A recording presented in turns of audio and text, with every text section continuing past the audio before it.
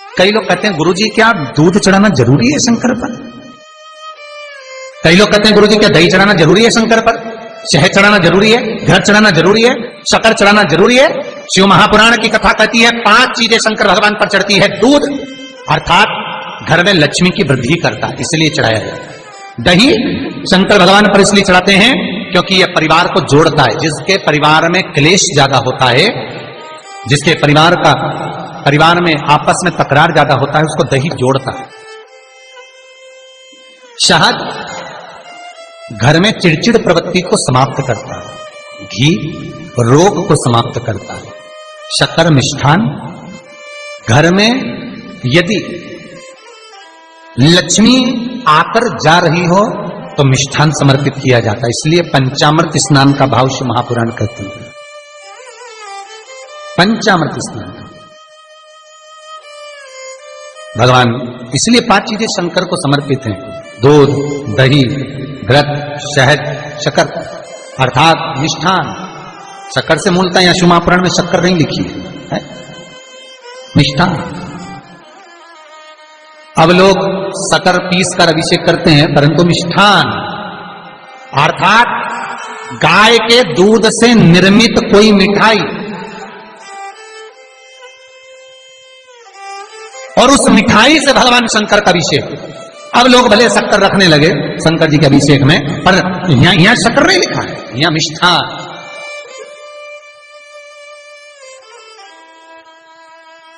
हमारे यहां साहित्य भाषा में कहते थे उसको खांड अर्थात मीठा। शिव महापुराण की कथा कहती है दर्पण इतना बड़ा ले लो।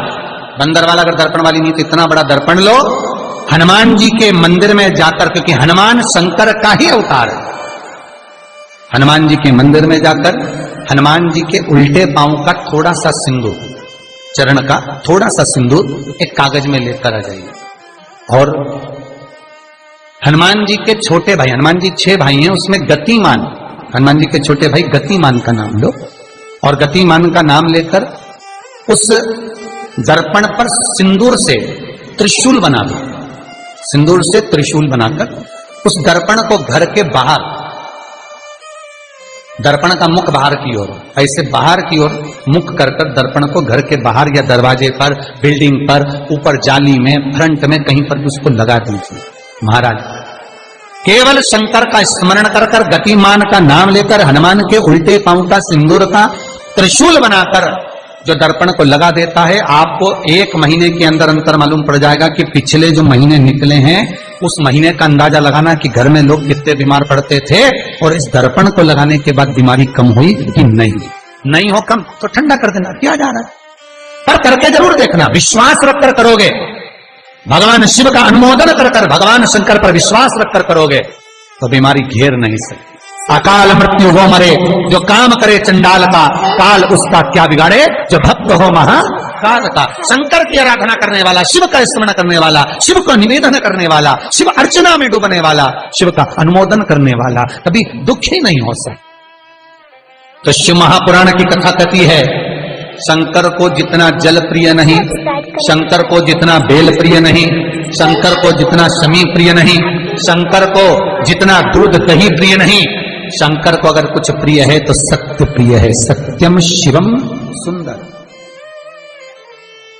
इसीलिए हमारे यहां शास्त्र कहता है ब्रह्मा जी केतकी के फूल को लेकर आए, उसने झूठ बोला। ब्रह्मा जी गाय को लेकर आए, शंकर भगवान के सम्मुख में झूठ बोला। ब्रह्मा स्वयं झूठ बोले तो सिर कटा। कर्मनाशा नदी प्रकट हुई। और शिव महापुराण की कथा कहती है शंकर को सत्य प्रिय है अगर झूठ बोला है। इसीलिए शिव महापुराण का स्पष्टीकरण किया जाए, वर्णन किया जाए तो पहले के समय में अदालत नहीं होती थी, पहले के समय में पंचायत नहीं हो सकती थी, पहले के समय में कोई सभाएं नहीं होती थी, पहले के समय में कोई निर्णायक मंडल नहीं होता था, पहले के समय में केवल एक निर्णय होता था। गांव के लोग ले जाकर शंकर के मंदिर में खड़ा कर देते थे और कहते थे उठा गंगा जली, और कहते तूने ऐसा नहीं किया। गंगा जली उठाकर कह दे कि तूने ऐसा नहीं करा। क्यों गंगा जली उठवाते थे? क्योंकि लोगों ने शिव महापुराण सुन रखी थी। शिव महापुराण में श्री वेद व्यास जी वर्णन करते हैं कि शंकर के मंदिर में, शंकर के औतले पर, शंकर के मंदिर के अंदर, शिव की चौखट पर, शंकर के अनुमोदन में, शिव महापुराण के अंतर्गत शंकर के अनुमोदन में शिव मंदिर में, शिव चौखट पर अगर कोई भूल से भी झूठ बोल देता है तो उसकी जिंदगी नरक जैसी निकलती है महाराज। इसीलिए कहते तो उठा गंगा जली और कह दे तुम्हें ऐसा नहीं, उठा बोल दे। आपके भी जीवन में अगर किसी को कष्ट है, फिर निवेदन करूंगा, मंदिर में अगरबत्ती भले मत लगाओ, मंदिर में दीप भले मत जलाओ, मंदिर में पेड़ा भले मत चढ़ाओ। अगर आपके मोहल्ले में, आपके पड़ोस में, आपके परिवार में, आपके नजदीक में अगर कोई दुखी है, कष्ट में है, उसको यदि प्रेम की वाणी भी बोल ली है, एक रोटी भी प्रेम की खिला दी, किसी के चेहरे पर इस्माइल ला दी, तो मंदिर में दिया जलाने के बराबर है। मंदिर में दीप जलाने के लिए बेलपत्र भगवान माता पार्वती के अश्रु से है, रुद्राक्ष भगवान शंकर के अश्रु से है, शमी पत्र उमा और महेश्वर भगवान शंकर के विग्रह के सुख से जो जल प्रकट हुआ है, उस जल से शमी की उत्पत्ति है महाराज। दोनों के मिलन से, दोनों के मिलन से। जैसे एक मुखी से लेकर 14 मुखी तक रुद्राक्ष होते हैं, आपको पहले भी कथा में कहा, एक मुखी से लेकर 14 मुखी तक रुद्राक्ष होते हैं।